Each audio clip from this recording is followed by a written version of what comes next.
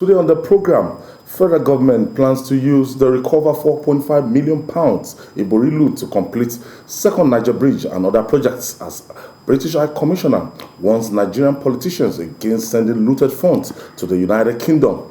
Governor Matawale gives bandits in Zamfara 2 months to surrender as federal government approves deployment of 6,000 soldiers to the states. And later on the show, Journalist Hangout Midweek Special is on the Kano State Ruga Settlement Project located inside the Dansoshia Forest in Kiru local government area of the state.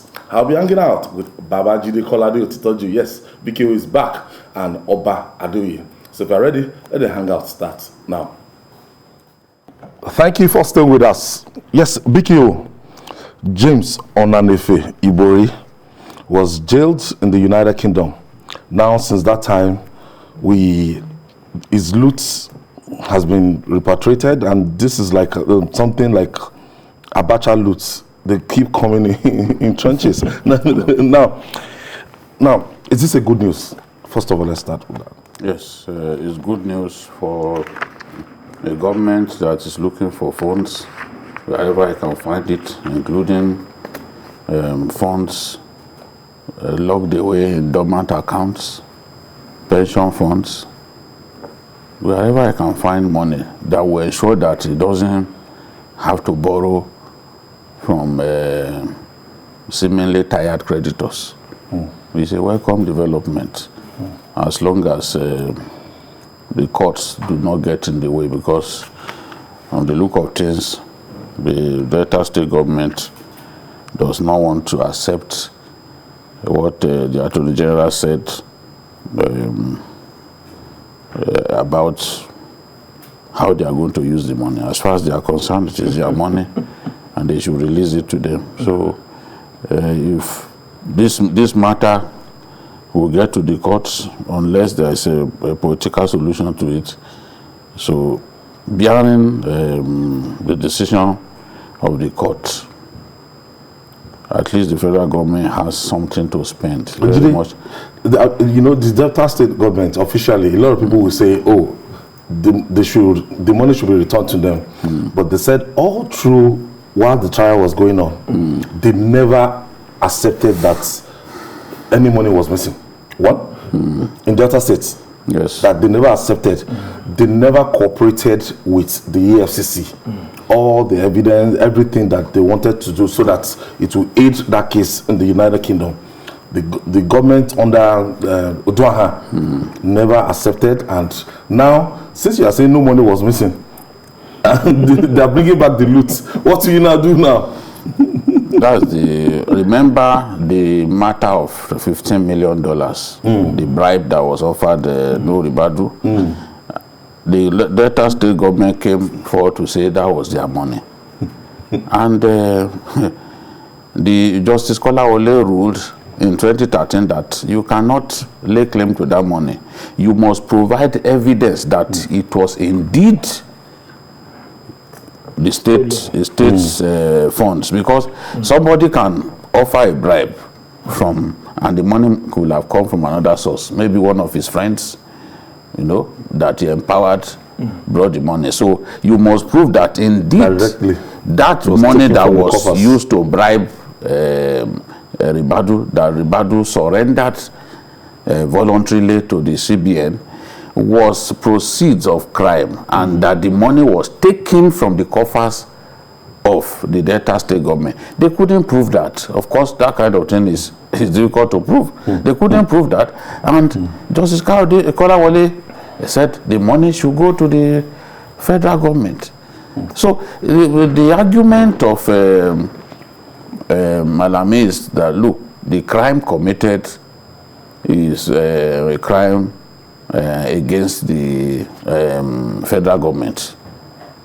Therefore, the crime committed, which led to the discovery of the money, is an offense listed under offenses that you can commit against the federal government under the purview of the federal government. Therefore, the money should go to the federal government. But other people will argue that we've been in this situation before, and such monies were released to the state government. The case of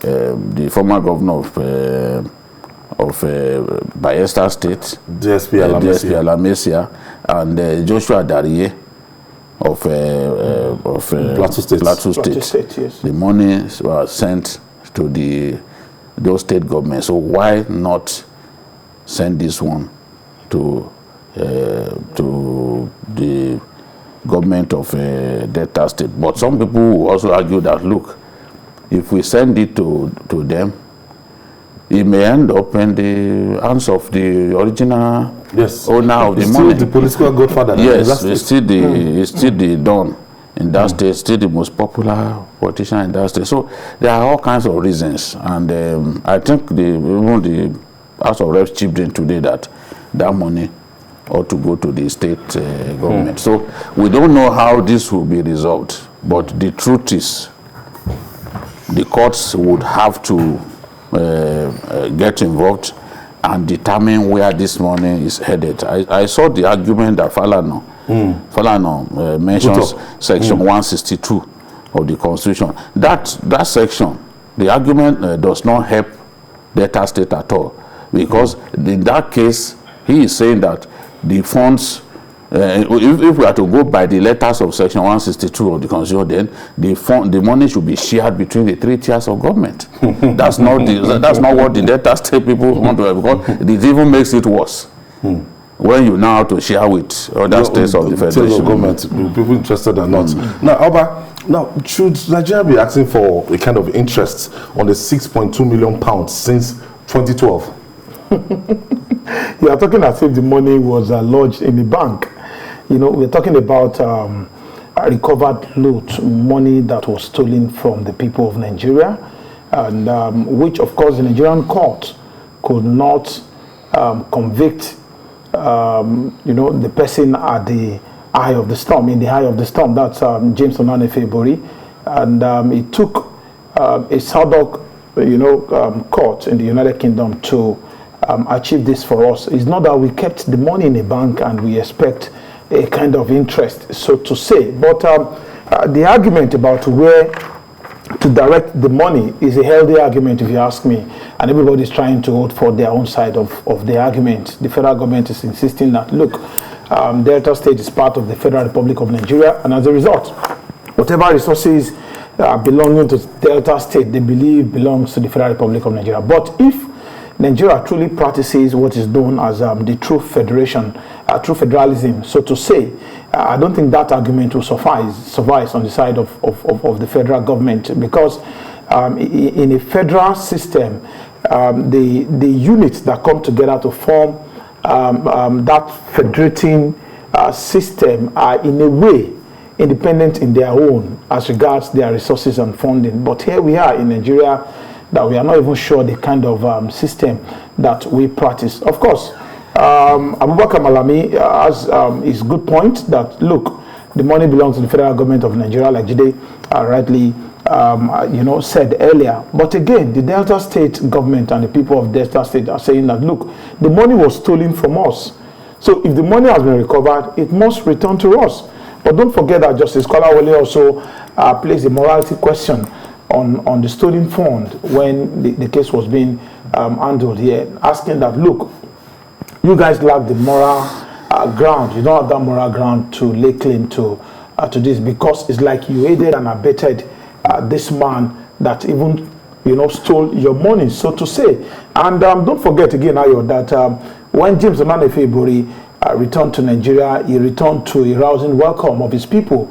And that also tells us we cannot divorce the law from morality. That also tells us that the people agree that he was a victim of political persecution, so to say, that look, here's our son, here's our boy, and so I'm surprised that they are coming out right now to lay claim to that same fund that they have not all along admitted that belonged to them. So I also agree with the argument that, look, the court of law will have to determine where this fund is channeled at the end of the day, whether it belongs to the Delta State government or belongs to the federal government.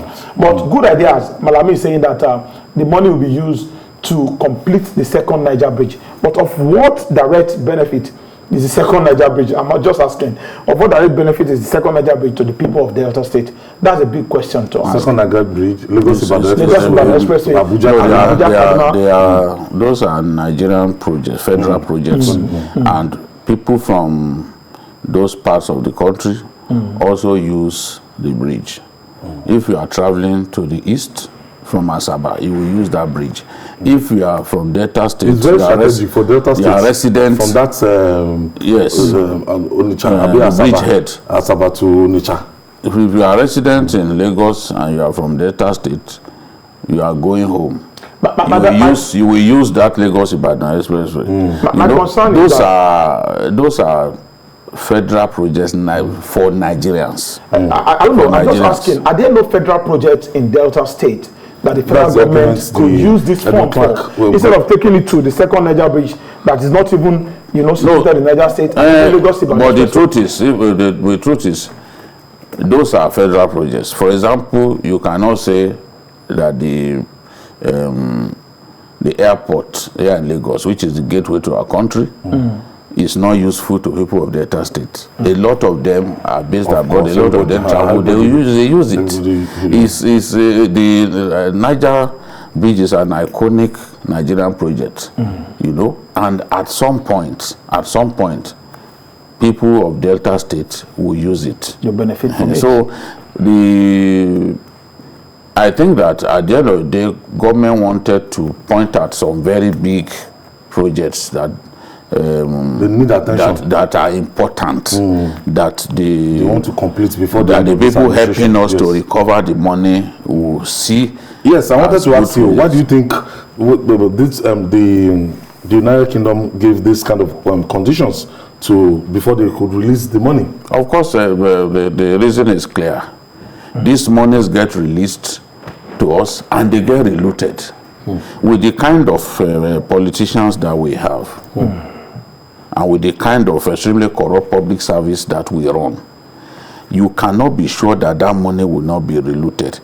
A lot of funds recovered under the heading Abacha loot, a lot of them have been reluted. Not accounted for. Not accounted for, and some people even still sit in their homes and deceive themselves that Abacha didn't steal any money.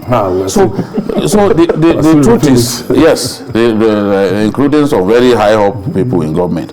But the fact is, to ensure that these monies, because it takes time, you have to defeat those third-party litigants and all. And after all the wahala, the money gets looted. It makes no sense. So they are now trying to make it difficult, if not impossible, for you to release back our money. They will give us conditions. Yes, they will give you. They will give you conditions because they know that a lot of you are interested in having that money so that you can line your pockets with it. So for that not to happen, they are now saying, okay, let it be tied to some federal projects that are beneficial to the ordinary Nigerian. And some NGOs will also get involved in monitoring and ensuring that the money gets used for the purpose that they are meant for. I really don't blame those people. They help you to. You can't, by your own governing principles, stop people from looting. They now help you to track what has been looted. You then go ahead to re-loot. It makes no sense. Oh, but don't you think these guys are hypocrites?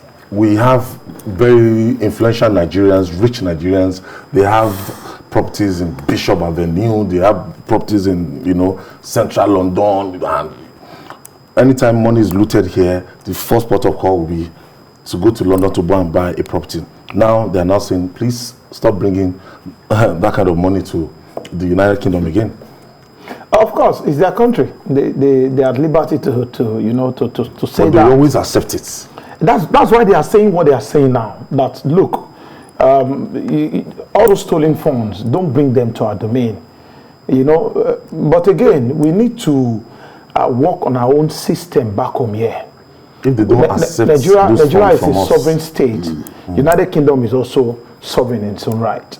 If the Nigerian court, if the Nigerian system could not convict a James Ibori, and it took a United Kingdom court to convict someone who has stolen your phone, then there's something is, you know, fundamentally wrong in that area. So it is left for us. I think it's a message to us that we need to work on our system back home here and ensure that we tidy things from this end. It is not, you know, it is like a slap on the Nigerian sovereignty, so to say, telling our leaders not to bring stolen funds there. That means that giving us conditions on how to spend our money. But only if I want to return this money to you, this will be the condition. They help you recover the money. The money you could not recover yourself. They help you recover the money you could not recover yourself. Okay, Kairi is calling us. Hello. Akim, thank you for staying with us. Hello. Hello, Akim. Yes. Yes, thank you for staying with us. I want to talk about the looted money from Ibori that was recovered. Okay, go ahead.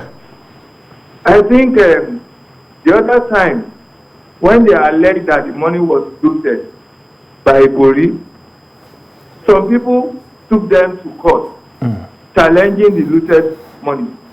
But unfortunately, Delta State was saying they are not their money is not lost. And they said Ibori is justified. Not until when he got to London. Yes. Thank you. When he got to London, he was prosecuted. Basically, on the same same facts. Yes, the same facts were that Bible provided the facts. Yes, the same facts that we dismissed were used to dismiss him over there. You know, it shows how rotten our system is and how the judiciary can sometimes lend itself to use by crooked politicians. Because Ibori knew that the case against him was cast in iron. Valid. And by himself, without a gun placed on his neck, he agreed to not waste the time of the court by quickly let's lay a foundation here, Jide. Let's go down memory lane on this Ibori's, why this Ibori's case is so special. In 1990, James Onanefe was convicted in a United Kingdom court for shoplifting with his wife. And even that judgment that was given, when this judgment was given, the judge was even asking, how come this guy now ended up being a governor in 1999? But what we're looking at here... One is a lot of the people, you know, many people did not believe that transition program was really headed somewhere. That was why a lot of the people who contested that first time were not among the best that we had. They were just people who had faith in the transition, because the military had taken us on a merry-go-round, especially IBB, for people to believe that this was heading somewhere, you know. So many people did not show any interest. So all kinds of people. There were some 419 guys who ended up, you know, in the National Assembly. There were even people who used to be prisoners who ended up in National Assembly because there was no sufficient screening of a lot of them. And some of the people who ought to have contested were like, this thing will not head anywhere. It's just like Abuja. It's just like Abuja and the national capital. The federal capital. Many people did not believe in Abuja. They were saying, no, Abuja is just a dream. It will not come to pass. But our friends from the East, they had faith from the beginning. Go and see how hugely they've invested in Abuja. The property, business, family in their hands. You know, over there. They actually the people reigning in the federal capital. So this is the thing. Many people did not have faith in that transition.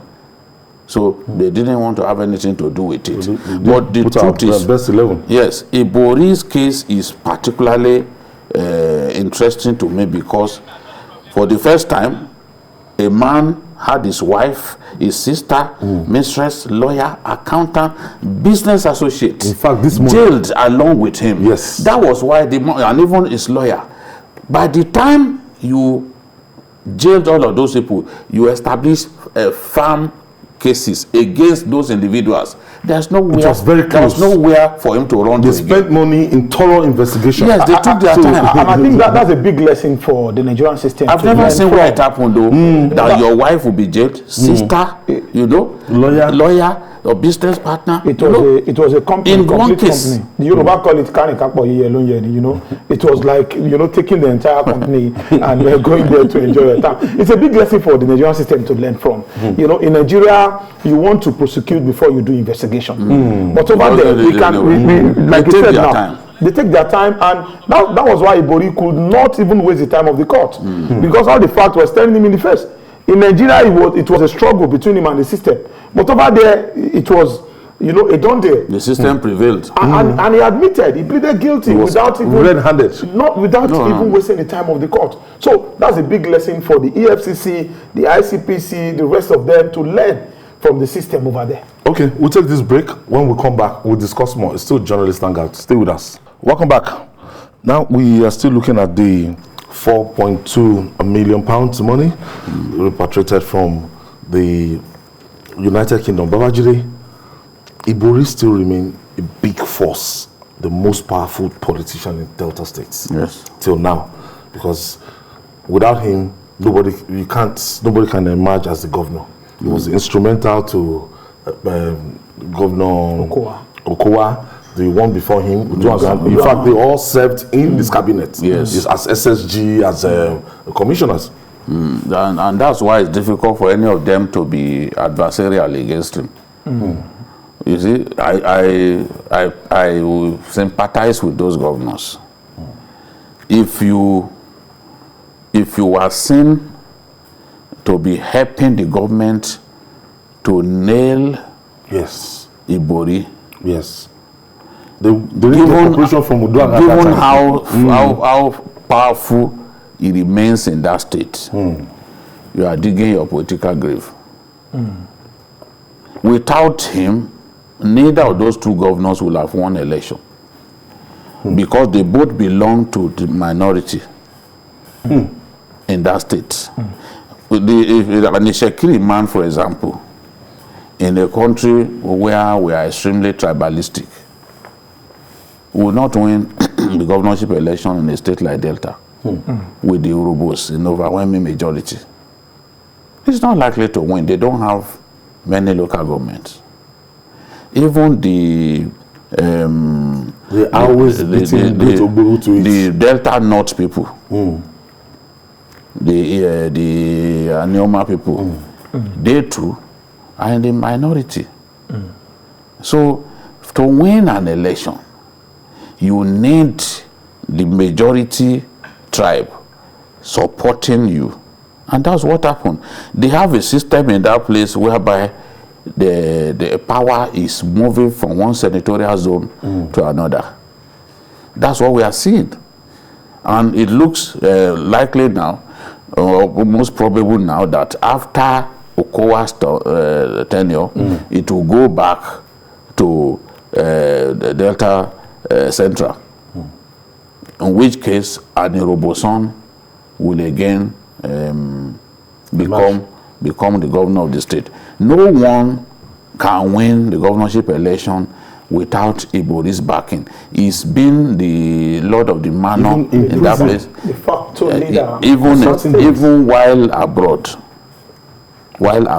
Between 2012 and 2016, when he was in captivity, or he was in jail, he was dictating the turn of events in that area. He is that strong, and they remain loyal to him. So if an Okowa does not support efforts to, because at the end of the day, though Delta State needs that money, but if he is seen as struggling to help the federal government to win the case, just because he wants the money repatriated to Delta, they will see him as an enemy, a disloyal person, an hypocrite and all that. So they decided to pull back. So at the end of the day, the money is going to come to our country, and the court will decide how we use the money.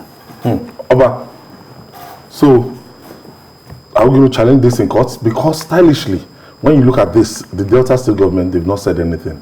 The only thing they said was that the projects that they want to use this money for, but they are still not categorical that this is our money. They are looking at stolen from our coffer. They're looking at some federal projects. In fact, the Delta State Commissioner for Information, was making a point. Benin Wari Road, for example, is in a deplorable condition, and they are saying why can't you spend that money on the Benin Wari Road, for example, or some federal projects within their state. I think that the argument makes sense. Let's face it, the argument makes sense. It's their money. You can't deny that it's their money. So if there's a federal project in their domain, why not spend it on that federal project? I think the argument of the Delta State Commissioner for Information is that, look, if you are saying you want to take 100% of the Ibori load, it is outrightly wrong for the federal government to do. That if you are going to strike an agreement with the Delta State government and say, we are taking X percentage of the loot, while X percentage of the loot goes to the Delta State government, and that is understandable. That would be a good political decision. For you to now, deprive us completely, entirely of this fund does not really make any sense. They are accepting tactically that there was a loot. Initially, they never agreed. And you remember, during, I can't remember the year right now, that even James Ibori was to be arrested in his domain. You remember how the local frustrated. Yes, they frustrated that effort, and you remember the kind of heroic celebration or celebration. They said they went to University of Life. Yes. And he still insists, as many people in Delta State still believe that he was a victim of political persecution. They still don't believe, but now you want to lay claim to the fact. I was reading even the development union. I was reading their argument. Okay. They are even saying that he did not loot, that his properties that these people have seized are products of hard work and all that. But it's left for them to go and prove that. You need to be in the very fine place. They developed this place. The court will resolve this matter. The Delta State government and the federal government should approach the court for a resolution of this case. Finally now, today's episode on Journalist Angle Midweek Special examines significance of the Kano State Ruga settlement project sited in the Dansoya forest in Kiri local government area of the state. Governor Abdullahi Ganduje says he remains committed to the project as the best way to solve the lingering farmer header crisis. Let's share the report with you as filed in by Babajide Kolade Otitoju.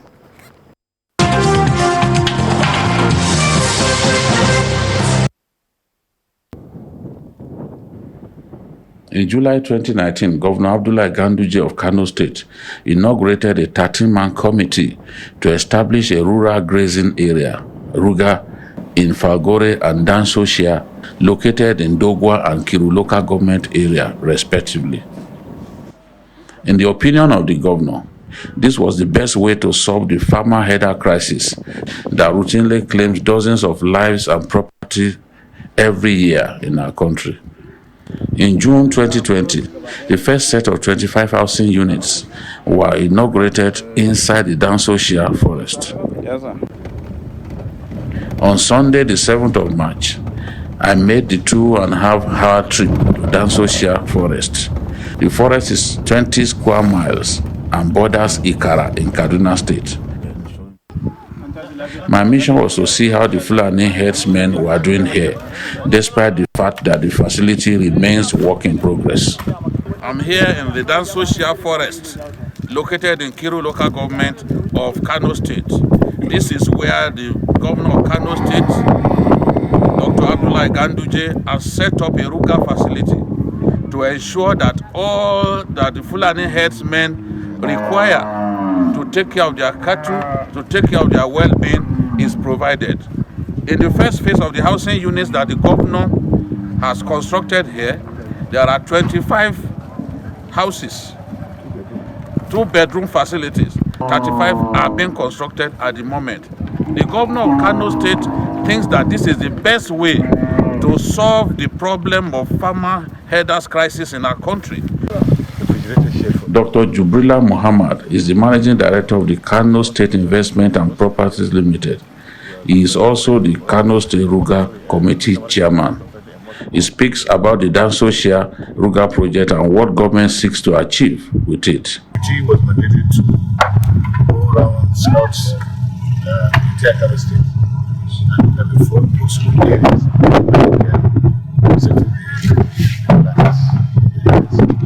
So the committee went around to the forest, went to this Dansosia forest,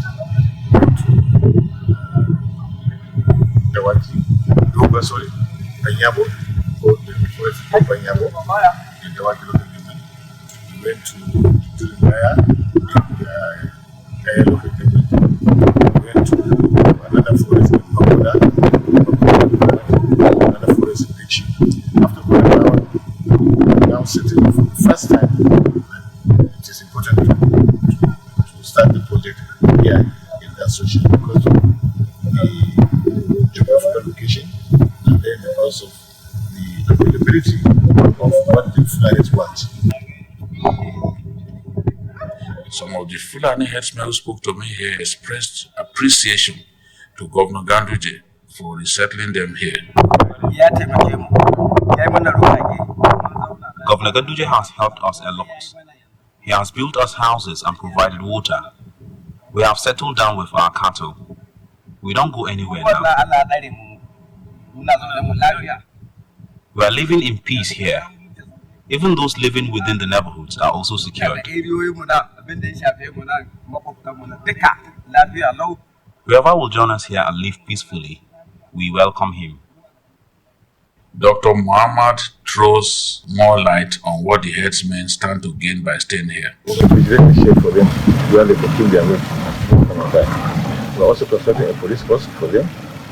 We are constructing we've already constructed a mosque. A good Samaritan has already constructed a mosque for them. So there are these other things that normally come with them. First of all, water. We are not giving them water.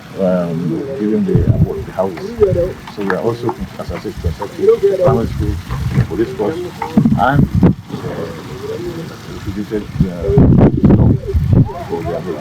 the governor also plans to build a police post here to take care of the security of this community.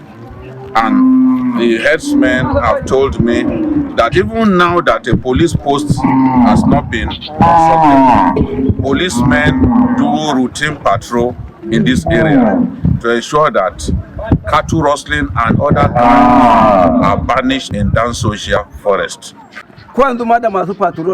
The anti-kidnapping units are always on routine patrol at the forest.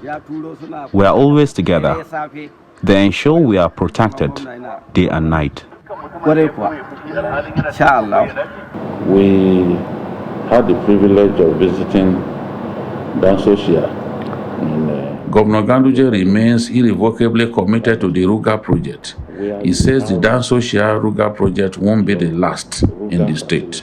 Apart from the security aspect, I'm also thinking about the well-being of the herdsmen, because the issue is that of socio-economic development of the herdsmen, which we have to improve.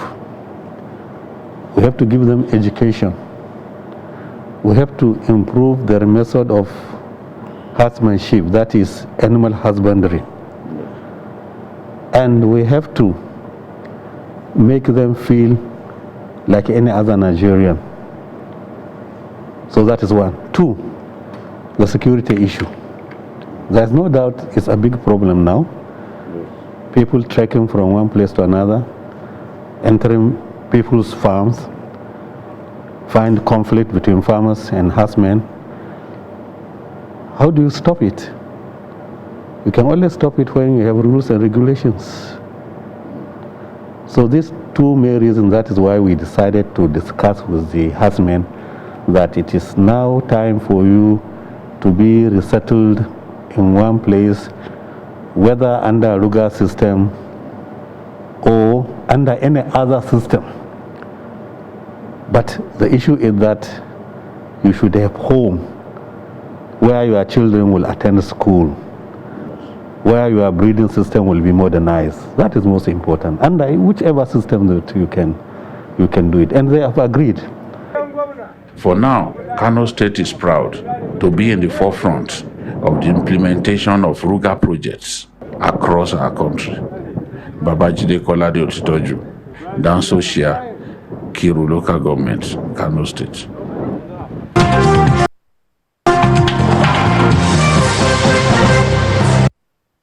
Bikio, this is a project, when the federal government initiated the Ruga project, it was roundly rejected by the Southerners. A lot of people, misconstruing the aim and objective. Yes. Now, Abdullahi Ganduje has always said it, and he has shown leadership in this area that, look, these headers, that I want to settle them in a place. They don't have to move around. They don't have to go around. And this is like an example of what he's been saying. Yes. He has shown wisdom as well. And he is a problem solver, a bridge builder, no doubt about it. Any man from the far north who can give his daughter in marriage to someone from the southwest is a bridge builder, is someone committed to the well-being of our country, committed to the unity of our country. So I'm not surprised that he came up with his own idea of solving this problem.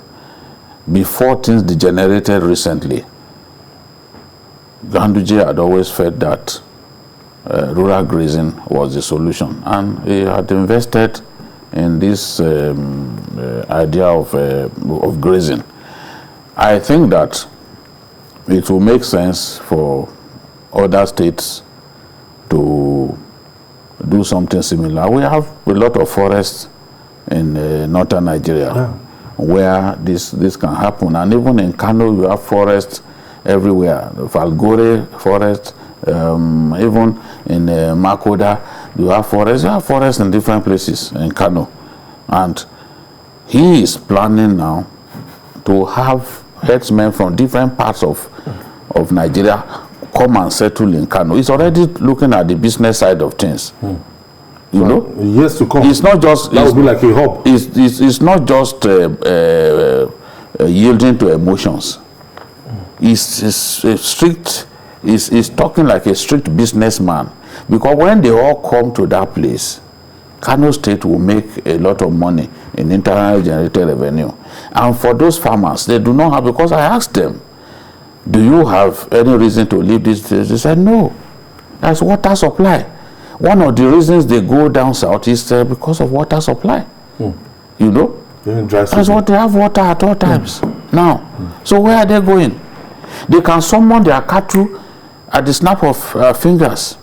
They told me, oh, we want you to see our cattle at close quarters. And they call them, these cattle, they understand their language. And they were moving in my direction. When I did that PTC, they were behind me, got so close. You know? So this is the thing. When we start seeing this cattle business as real business, we are going to make a lot of money from it. Cattle, a liter of milk is costlier than a liter of petrol. That is a fact. And if we embrace the modern methods, we are going to make a lot of money from milk. Like they are making money from milk in Holland. Even our cattle will be able to produce more. Governor Ganduje set up the artificial insemination center in Kadawa. From there, using artificial insemination method, you are guaranteed of greater productivity. The cattle will produce more because you are helping them getting the semen from the bull and inserting into the vagina of the female cow. They are helping. And then, of course, you can determine whether the semen itself is good enough. There are ways by which they look at it, and then they will tell themselves, this is not good enough. This will not lead to any form of procreation. So the man is already thinking of how to make more money from this. And once they have their schools there, their children are there. He's already sent children of cattle rearers. He sent them to Turkey for training on this artificial insemination. Yes, about I think 60 of them or so, you know, to training. So they will come back and then improve. Experts. Yes, the condition is you must be the child of a headsman before you can qualify to go for that training. And they will come back. These people will come back to I think 80 of them, 2 per local government. You know, and we have some of them were women. So things will improve and we'll have peace. And the good thing is some of them came from different states. So they are happy there. Oba, this will stem the tide of having to cross boundaries, go to somebody else's farm, go to another state, the clashes between farmers and herders. Yeah, absolutely, especially in Kano State. As much as I want to commend the governor, you know, Ganduje, for taking this initiative, I want to disagree that other states must follow suit. You know, this has been an argument that has been going to and fro all along, that look, cow rearing is a private business, but if you think that is in your own competitive advantage as a state, you can then try to replicate what Ganduje is doing. But if you think otherwise, you can as well make laws, you know, to really guide the operations of these herdsmen in your state. Fine and good that they are being camped in a place. I don't know the interest of the state government in all of this. I know it's beyond solving the herders and farmers clashes. There are some economic gains there too. Like you just pointed out, that a liter of milk is more expensive than the liter of petrol. It may be for economic gains for the state government. So each state needs to look at this on the table and try to look at what works for them. Like in Ekiti State, Governor Kaide Fayemi, was it just yesterday or thereabout, announced that the government is planning to also follow suit to create a similar thing in the state, you know, ranches for herders, and he has directed that Amotekun and the rest of them should be in charge of providing security for the area. If it is good for a state, that's okay. But it doesn't mean that it should be forced on other states. If you think it's good for you, you can adopt the same pattern. But again, the big question is, are you going to treat other farmers the same way you are treating the herders? That's a big question. Kano State, we know the kind of state that Kano is. I know this will, you know, discourage a lot of them from traveling several kilometers down south in search of greener pasture and the rest of them. But with what I've seen in this picture here, I don't think that area is fertile enough. Anyway, the point is, it's not even, they are going to import the grasses, the type that are nutritious. They are going to, there's an area already designated where they are going to plant those grasses, because this is why I say it's work in progress. You know, the important thing is they found that location, because they moved around, then discovered that location. So they are going to plant the grasses, the sort of grasses that and then they will be they will stay there. It's not like this is already. It's not. Are they not paying any rent in that place? Huh? Are they paying rent in that place? No, it's government that is doing this. Okay. Look, at the end of the day, it's a win-win situation for them, because the government will make so much money from this in the final analysis. People will come. They are going to have their veterinary doctors there. They are going to have a police post. So the question of cattle rustling will not happen, because the place will be well protected. And it's the same thing that they are trying to do in Falgore. Because Falgore will now have a military facility inside that forest. You know, that's a forest that stretches to Bauchi, to Plateau State. So they have a military facility. So when they eventually turn that place to Ruga settlement, of course, the headsmen will feel secure. A lot of them took to banditry because their cattle got stolen by rustlers. That's the argument, that they told that fed, okay, let's join them. You can imagine how long it takes to rear cattle. Somebody will now come and steal about 70 of your cattle at once. This is what cattle rustlers do to them. But now, if you're in a place where everything you need is provided, the doctors are there, artificial insemination facility is there, the water that you need is there, the grass, the sumptuous grass that your cattle need, they've already planted them. If you go to Mambila, you see the kind of lush green. It's a good initiative for lush green grass that cattle feed on. If you go to Kadawa, where they have the artificial insemination center, you will see the kind of food that this cattle eats. I think this is what the including even tomatoes. Initially, derivables from tomato from the Dangote tomato plant. Okay. They give them, and the cattle they love eating it. Cattle. So I believe that this is the right way to go, because it will help us to stop the idea of trampling on people's farms and causing lasting peace. Yes, if more states. Look at Adama, for example. We always experience cattle farmer crisis. Header farmer crisis. If they have something like this and it is well maintained, they don't have to go around. They don't have to go around. So we have to, the idea of going all the way to the south is an archaic custom. Then again, let me quickly add, there's need for constant enlightenment of these elders, because many of them, they are entrenched in that age-long belief or tradition that you must travel your cattle, several kilometers.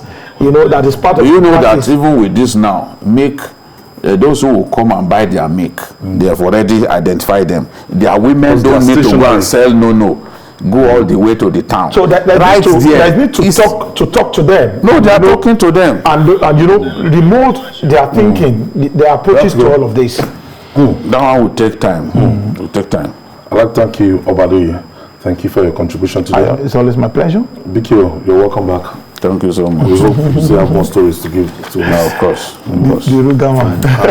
I spent all my time working. Okay. So you see. So ahead of Sunday, plenty of stories. Something must come out on Sunday. Yes, plenty of stories. I was in Falgore, and you see my story. Let me quickly, commend Jide for that solution journalism package. It's a solution journalism package, and it's a way to go. Let's see what works in other climes and see how we can replicate that in other regions of the country. All right, and that's our package today. Join us tomorrow for another episode of the program.